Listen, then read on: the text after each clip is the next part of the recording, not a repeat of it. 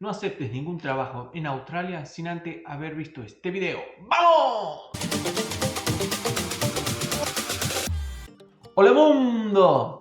Cuando estamos en búsqueda de trabajo, quizás al comienzo somos un poco más selectivos, pero luego nos vamos poniendo nerviosos porque no nos llaman o no nos escriben, entonces comenzamos a ser más flexibles en la búsqueda. En el momento que nos responden, es muy posible que nos pase que no sabemos de quién se trata, ya que no hemos postulado tantos trabajos, entonces comenzamos a hacer preguntas y tratamos de hacer memoria a ver si recordamos qué trabajo puede ser. Hay 6 preguntas que siempre hacemos sin importar de qué trabajo se trate. Exactamente, ¿qué es lo que tengo que hacer? ¿Cuánto pagan por hora? ¿Cuántas horas semanales son? ¿Por cuánto tiempo nos están contratando? ¿En dónde se encuentra el trabajo? ¿Cuándo es la fecha de inicio? Estas son las 6 preguntas más importantes que siempre hacemos, pero luego se le pueden agregar otras, depende de qué trabajo se trate. Por ejemplo, podemos preguntarle si nos dan transporte, si nos dan alojamiento, si tendríamos compañeros de trabajo. Pueden que nos digan que comenzamos en pocos días o pueden que nos digan que comenzamos en un par de semanas. Si nos dicen que comenzamos en pocos días, aparecen nuevos problemas por resolver. Quizás tengamos que cancelar la reserva del hostel o de la habitación en donde estamos viviendo. Quizás tengamos que comprar vestimenta de trabajo como botas y tengamos que planear el viaje en coche o comprar un vuelo de avión. Todos estos nuevos problemas son estresantes, pero son buenos porque si buscan un empleado para que comience tan pronto, eso significa que hay mucho trabajo. En cambio, si nos dicen que comenzamos en 2, 3, 4, 5, 6 semanas, aparecen los mismos problemas, pero nos dan más tiempo para resolverlo. Esto puede ser menos estresante, pero suelen pasar algunos inconvenientes con nuestro nuevo trabajo que muchos ignoramos. Estos 3 puntos que les voy a mencionar ahora lo he visto mucho en los trabajos de picking o packing, pero puede ser que también se apliquen a otros trabajos. Número 1. Es posible que cuando se aproxime la fecha de inicio les comuniquen que se posterga el trabajo por 1, 2 o 3 semanas. Todo esto es muy molesto, ya que hay que replanificar todo y es más tiempo de incertidumbre. Número 2.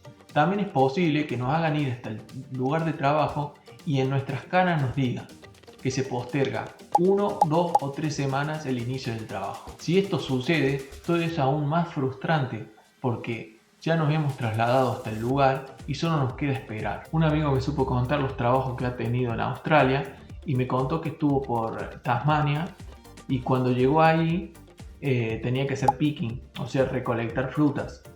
Fue con su pareja y habían contratado a un grupo grande de chicos.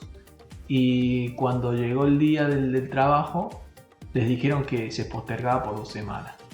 Todos los chicos y chicas que habían contratado se pusieron muy mal, se desesperaron. Pasaron estas 2 semanas y les dijeron que se postergaba 2 semanas más todavía.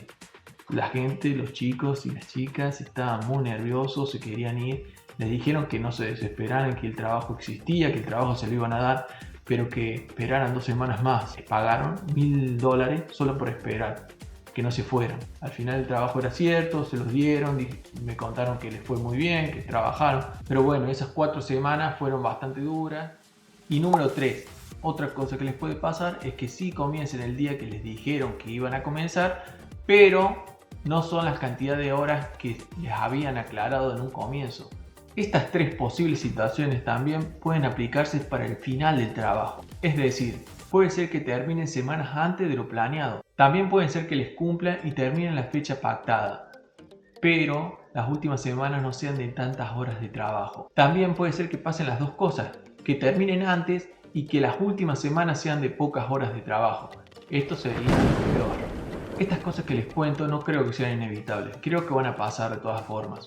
Pero bueno, está bueno saberlas para que cuando pasen estar preparados mentalmente. He visto que muchos viajan al norte para buscar trabajo, porque prácticamente cualquier trabajo que encuentren en el norte de Australia les puede servir para la extensión de su visa. Pero tienen que tener en cuenta que en el norte de Australia no es tan poblado como en el sur, y son muchos backpackers buscando trabajo en los mismos lugares y hay mucha demanda y poca oferta. Pero bueno, como digo siempre, no creo que sea imposible. Si persisten, lo conseguirán, solo tienen que tener paciencia. Muchas veces suele pasar que viajan al norte y logran conseguir un trabajo de hospitality, pero no les dan la cantidad de horas que uno desea. Pero les dicen que se queden, pronto comenzará la temporada y que les darán más horas. Van pasando los días, la temporada no arranca y uno se empieza a poner nervioso. Y piensa, ¿qué hago? ¿Dejo un trabajo seguro y me voy a buscar un trabajo que me puedan llegar a dar más horas? ¿Qué decisión tomo? Hay alguno que logra conseguir un segundo trabajo, entonces tiene 2 trabajos con el que llega a cumplir la cantidad de horas deseadas. Este problema de escasez de horas lo he visto en los trabajos de hospitality, pero en los trabajos de hospitality es en el norte. No sé cómo será en las grandes ciudades. Quizás en las grandes ciudades hay más demanda de trabajo y les pueden llegar a dar más horas. Cuando estemos en la búsqueda de trabajo nunca nos va a faltar el mensaje que nos dice, que nos promete $50 por hora, trabajar desde casa y no nos pide ningún requisito. Solo debemos hacer un pago de X cantidad de plata para conseguir este trabajo. Esto significa... ¡Peligro! ¿Lo oyeron bien? ¡Peligro! Tengan mucho cuidado con estas clases de cosas y también tengan mucho cuidado con los spam. Si les gustó el contenido, dejen su like y suscríbanse al canal. Si quieren una parte 2 con los consejos y advertencias, dejen su like y suscríbanse al canal. ¡Nos vemos!